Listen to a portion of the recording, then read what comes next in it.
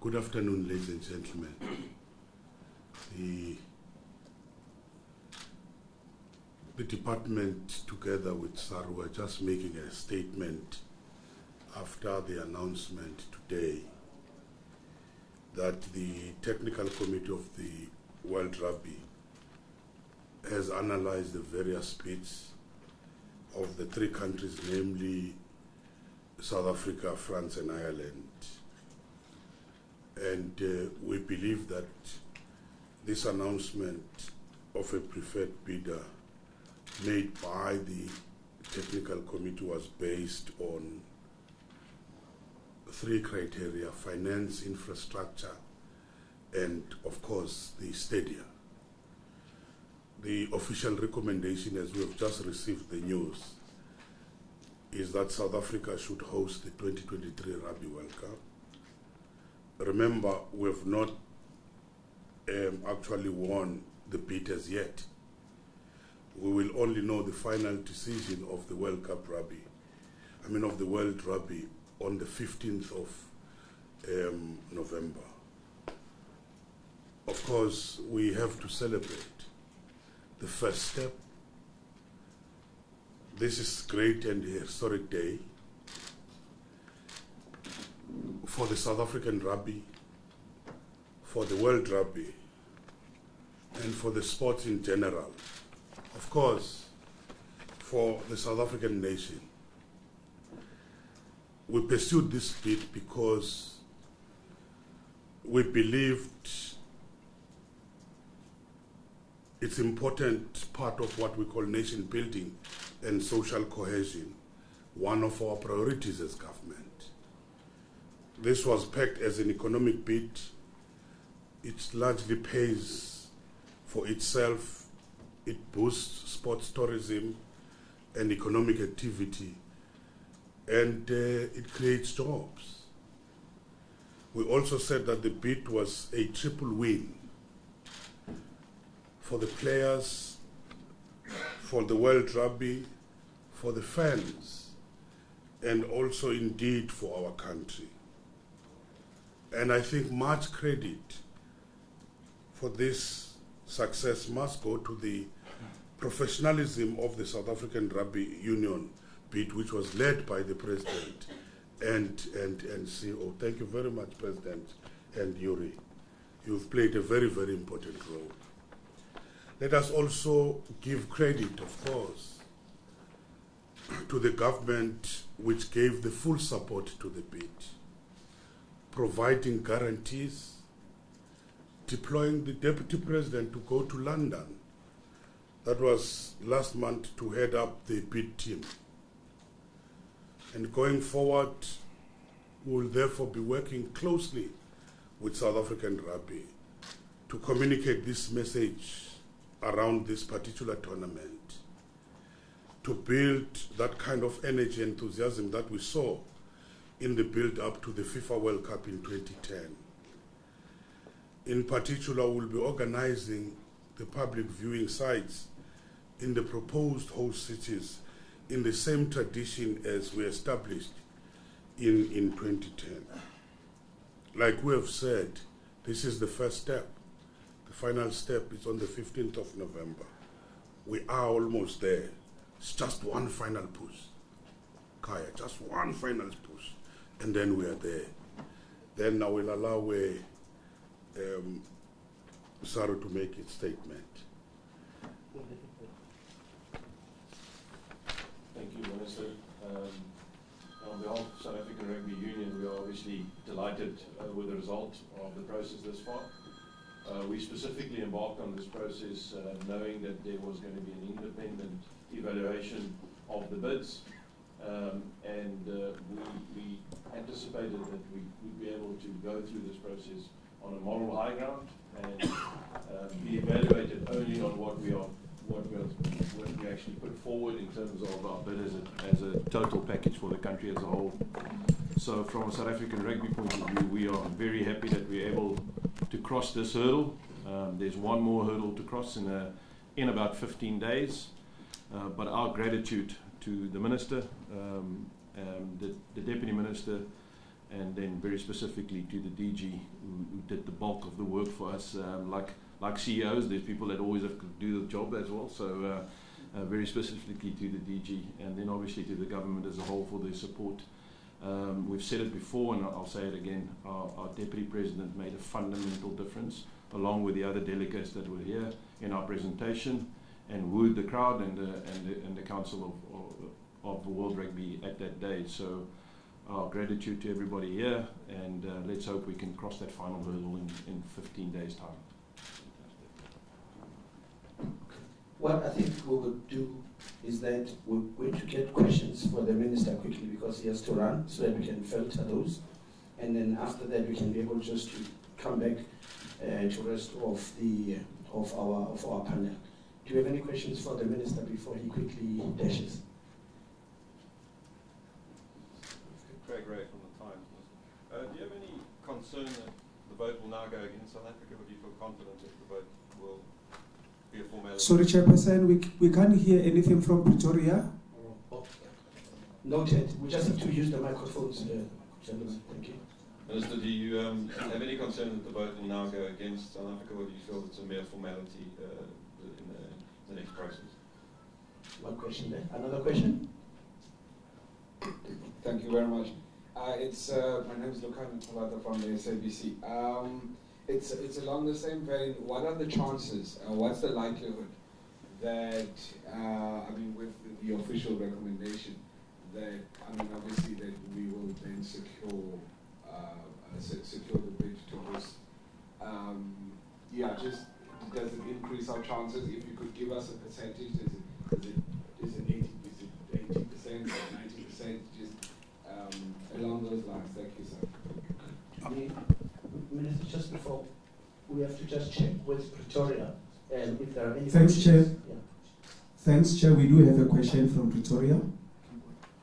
Good afternoon, Minister. It's Peter from Jacaranda FM. I just quickly wanted to ask, before you leave, in this 15-day period, is there any other role that the South African government specifically will play, or is, similarly to my colleague's question, is it just a formality? Okay. Minister, back to you. Thank you. There isn't much which we're going to do. There isn't much we're going to do. We just have to be professional and wait for those who are taking the decision to consider all the facts as presented today from the technical committee. And I won't say it will be just a mere formality, but what I know is if there have been an assessment and a technical assessment and an evaluation, to deviate from that, you would have to have very strong reasons. That's what I can say. But if there might be reasons, I don't know. But we will have to leave it to that particular team. But the fact that it's 2 stages, we will have to respect that, and we will have to have the integrity, and hope that those processes will just be followed properly. Thank you. But maybe Mark and Yuri will be the right persons to answer that question for that matter. Thank you, Minister. I think World Rugby's paid a large sum of money to get consultants to evaluate the bid. I think this is the recommendation from those consultants. As the Minister says, it will be very difficult to deviate from a recommendation made by independent consultants that were appointed on behalf of World Rugby. The process was understood upfront by all the bidders, and we said from the word go, we'll respect that recommendation, even if it went against us. So I think World Rugby will respect the recommendation as far as it can. Do we have Yuri, I think you can also make additions to that. Well, the reason we went on this process...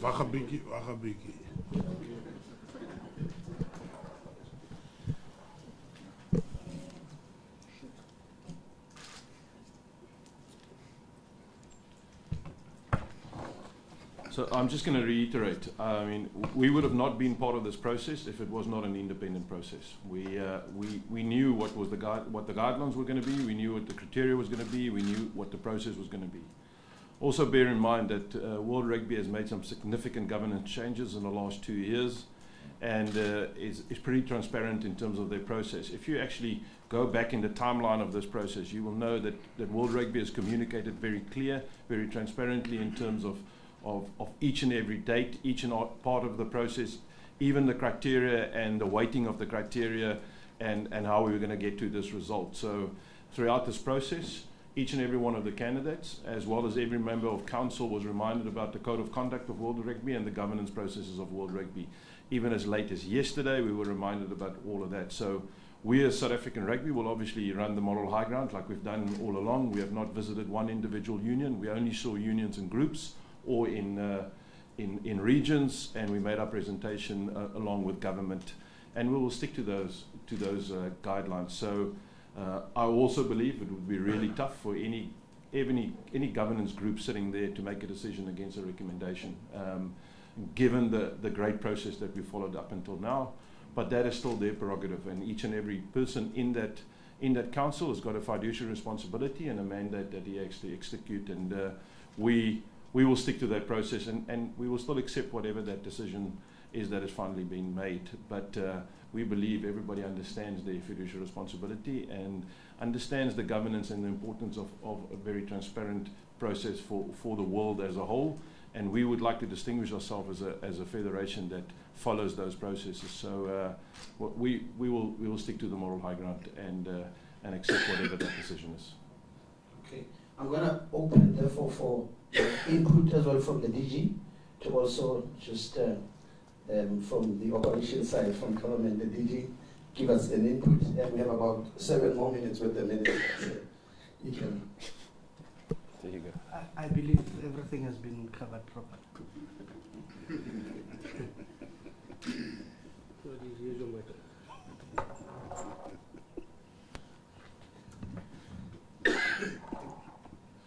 Say something.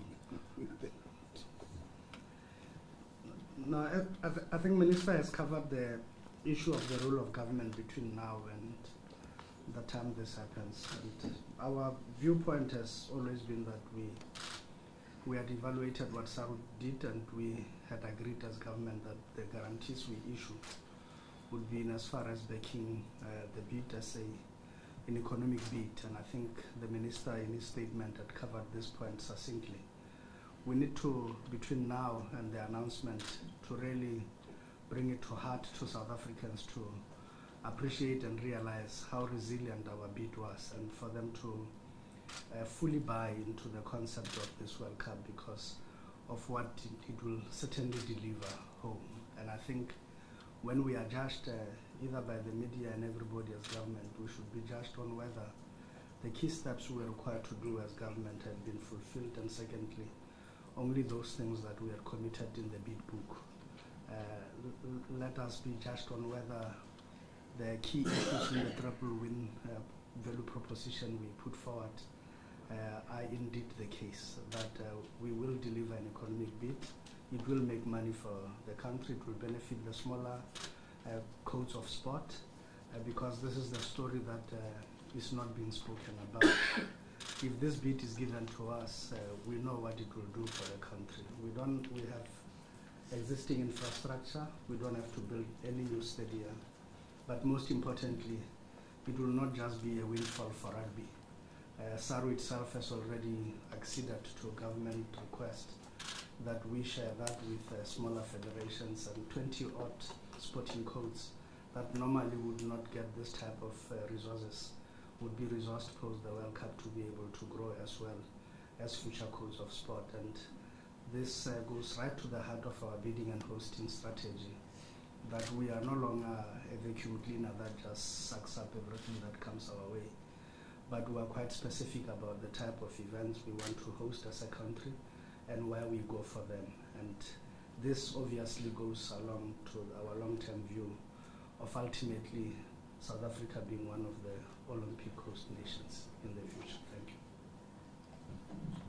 Thanks, DG. We're going to open up for more questions. I think I will cross over to Pretoria, get questions from them, and then so that before we allow the minister to actually leave us, let me indicate that the minister is not going to do one-on-ones, but our entire panel will be available for one-on-ones after this. So Pretoria, any questions?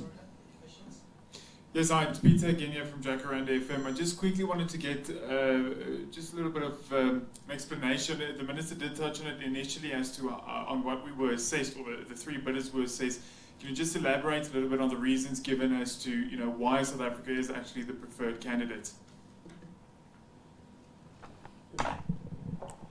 We will ask Yuri to explain, but all I know from the Rugby Board, their statement is saying they have unanimously recommended.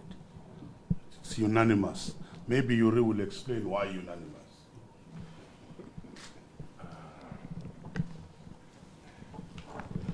I'm charging handling fees here.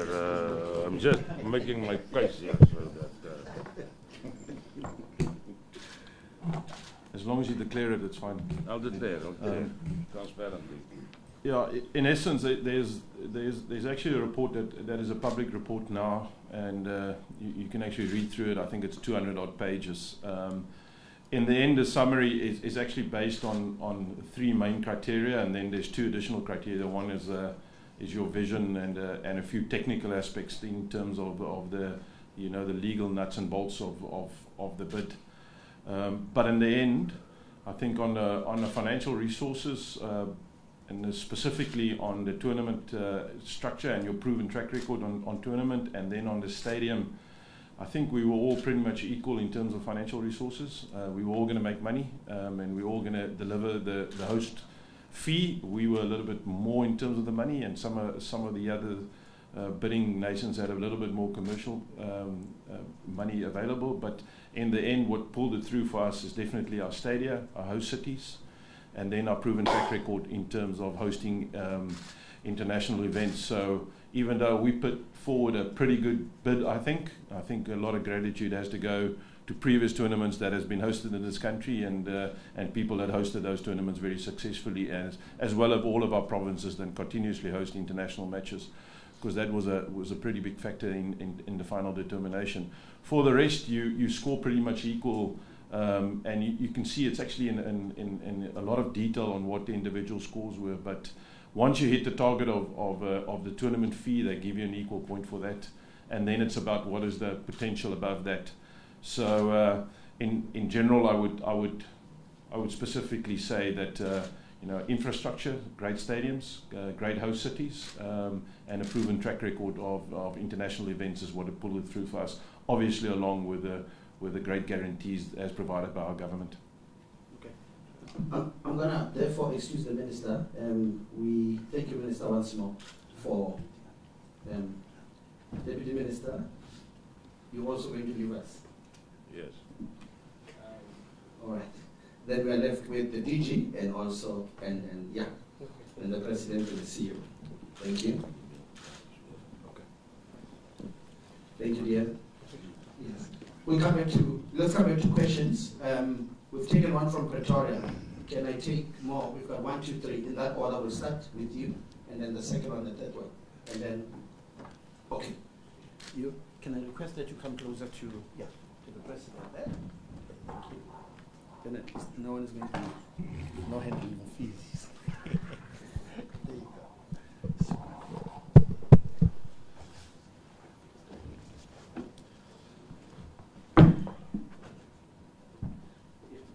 We're taking questions. Got a question here? Go ahead. George Cannon says that has there been any indication if we have the support of our SANZAR partners for our bid for 2022? Yeah. So. Yes. What was the question? Is there any indication of support from our SANZAR partners for our bid? That's the first question. Just wait. Let's go first. Let's take the second question. In that order. Just wanted to know with the fashion green. Okay, there we go. Was there any indication about timing that maybe, I know it's not listed in the criteria, that South Africa, the time was right for South Africa to host the World Cup again after so many years since having it? Was that a factor at all? The third question. Yes. Just a question for Yuri Nxesi from Thomson Reuters. Ireland have already said that they're going to fight, these words, to the end until November 15th to win the bid. What can they do in this next 15 days, and what can you do and what can you not do? Just if you can explain what can happen over these next 2 weeks for the respective bids. Yeah, we're going to therefore take responses from our panel. On the SANZAAR partners, I think both our SANZAAR partners were pretty public in their view. They would say that they support the process as a whole, and they would support the recommendation that is made by the independent group. And I think both the CEOs of Australia and New Zealand actually said that publicly. So I think that would clear that up. In terms of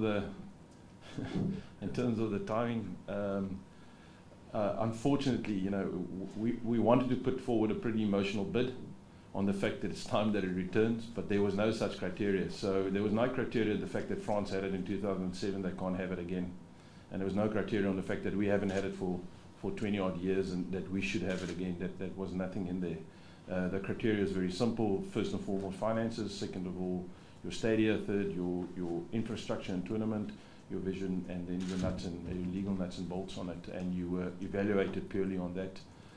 Again, I mean, it is a comprehensive document, and your budget had to be within 10% of what is going to be in 2023. It's a pretty intense process. So, no, unfortunately not. Should it be a criteria? You know, I would imagine if it's not, you will only have a few countries in the world that will be able to host a World Cup if that is not a criteria. But luckily, it's not one for now, or maybe lucky it was not one for now. So, and then finally, you know, what can we all do? Hopefully, Ireland and France will, like us, stay to the moral high ground. You know, you can't add any more information. You can't present to anybody. You can't do any more presentations. All you can do is probably ask for the process to take its normal course, and hopefully not be part of anything that is untoward. I can certainly tell you what we will do is keep on feeding the information on our bid and the reasons for our bid, and the fact that we're grateful that we're over the first hurdle. Other than that, we honestly can't do anything else than walk to that council meeting and hope that everybody would make the right decision. I'm going to check with Pretoria if do we have any further questions so that we can just go straight to one-on-ones. Can I take perhaps the last round in Pretoria before we close? Thanks, Chair. We don't have questions in Pretoria.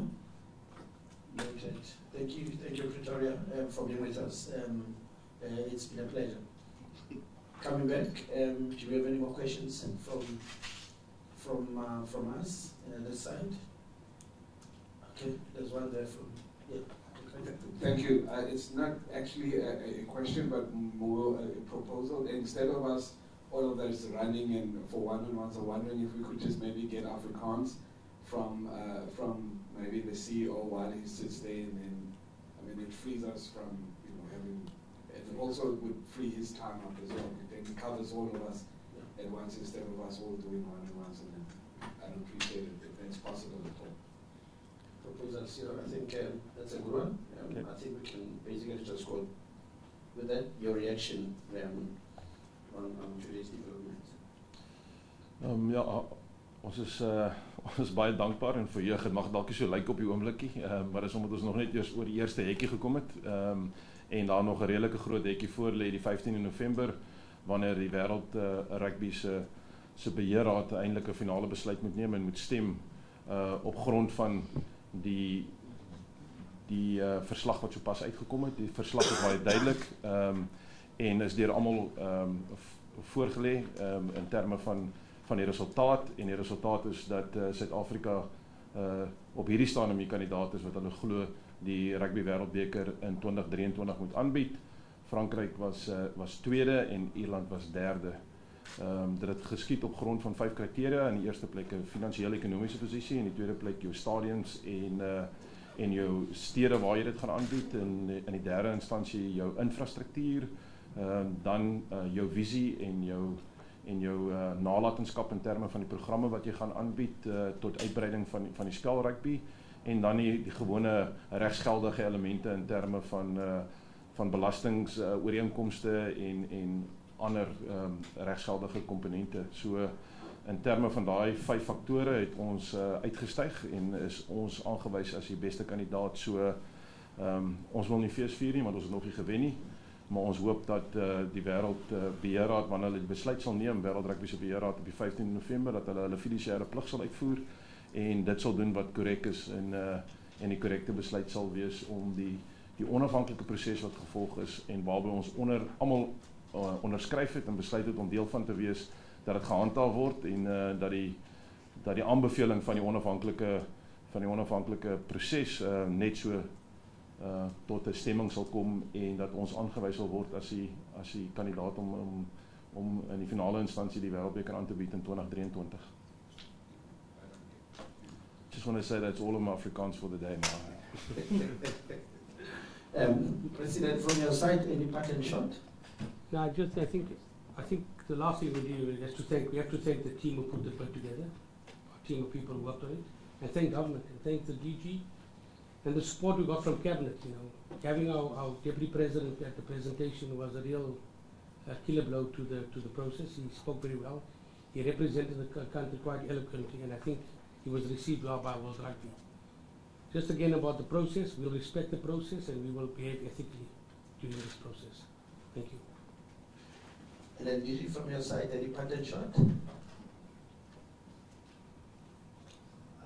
All we can say as government is that we should now prepare Philip to read up.